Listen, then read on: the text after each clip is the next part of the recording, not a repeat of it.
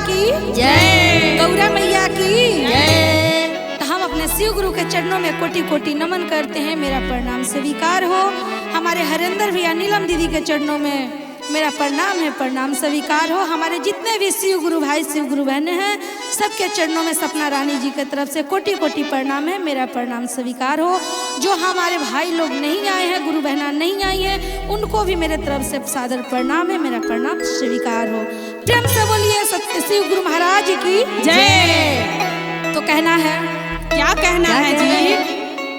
शिव गुरु ऐसे बसी मने में, मोरे तने में, केहू देखे न रउरा के हमें में।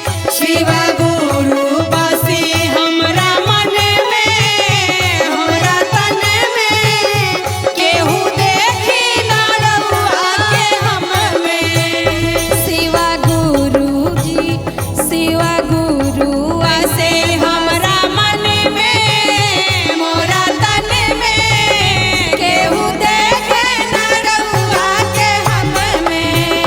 शिव गुरु ऐसे हमरा मन में, मोरा तन में, केहू देखे ना रउआ के हम में। जैसे जल में मछली होला, जहो मछली होला, जैसे जल में मछली होला, केहू के ना नजर आवेला। केहू के ना नजर आवेला। जैसे जल मछली होला, जैसे जल में मछली होला, केहू के नजर नहीं होला। केहू के नजर ना आवेला। गुरु जहो ऐसे बसी मोरा मन क्या में, बात है? मोरा तन में, केहू देखे न रउरा के हमें में।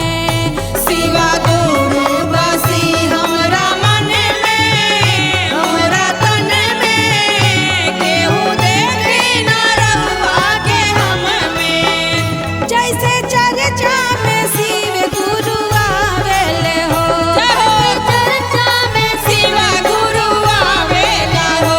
केहुओ के नजर उ न आवेले हो। केहुओ के नजर ना आवेले हो। जैसे चर्चा में शिव गुरु आवेले हो, केहुओ के नजर उ न आवेले हो।